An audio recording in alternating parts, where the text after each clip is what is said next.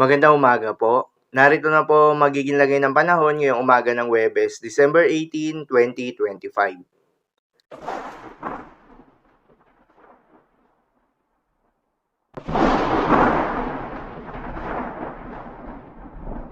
Sa kasalukuyan na tayong sa pag-asa, sa ngayon ay hindi nakakaapekto itong shear line sa anumang bahagi ng ating bansa.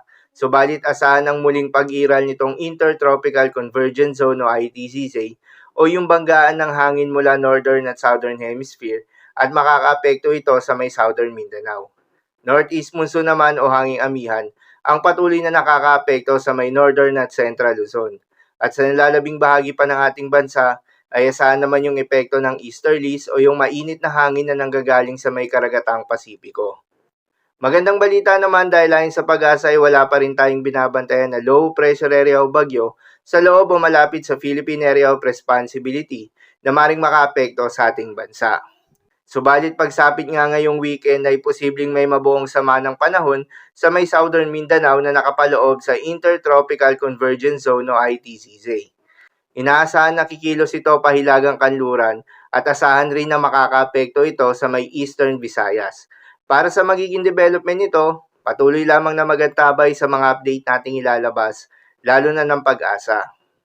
Para naman sa magiging lagay ng panahon ngayong araw ng Huwebes, dahil nga sa epekto nitong Intertropical Convergence Zone, asahan sa Caraga, Davao Region, Soxargen, Zamboanga Peninsula, Palawan, Basilan at Tawi-Tawi, ang maulap na kalangitan na may kalat-kalat na mga pagulan at thunderstorms. Posible ang mga pagbaha o pagguho ng lupa.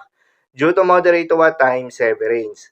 Habang sa Bicol Region, Caraga, Northern Samar, Eastern Samar, Samar at Leyte, ay asahan naman yung maulap na kalangitan na may kalat-kalat na mga pagulan at thunderstorms na dulot ng easterlies. Posible rin ang mga pagbaha o pagguho ng lupa. Due to moderate to at times heavy rains. Habang sa Cagayan Valley, Apayao, Kalinga, Mountain Province, Ifugao, Aurora at Quezon ay asahan naman yung maulap na kalangitan na may kasama mga pag-ulan na dulot ng northeast monsoon. Posible rin na mga pagbaha o pagguho ng lupa due to moderate with at times heavy rains.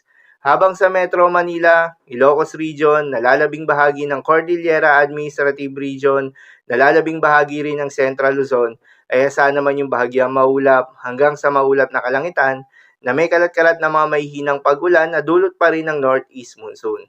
At sa nalalabing bahagi pa ng ating bansa, ay asahan naman yung bahagyang maulap hanggang sa maulap na kalangitan na may kalat-kalat na mga pag-ulan o thunderstorms na dulot ng easterlies.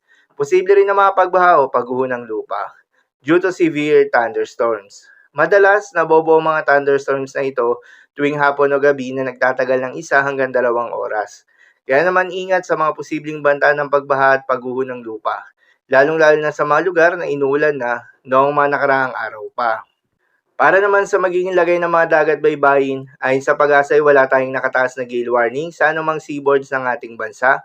Kaya naman malayong makakapamalaot yung mga kababayan nating mangingisda at yung may mga maliliit na sasakyang pandagat, subalit iba yung pag-iingat sa mga maglalayag sa may seaboards ng Luzon dahil inaasahan yung katamtaman hanggang sa maalo na karagatan. Habang sa nalalabing seaboards ng ating bansa ay asahan naman yung banayad hanggang sa katamtaman ng mga pag-alon. So, ilang po para sa lagay ng panahon ngayong araw ng Huwebes.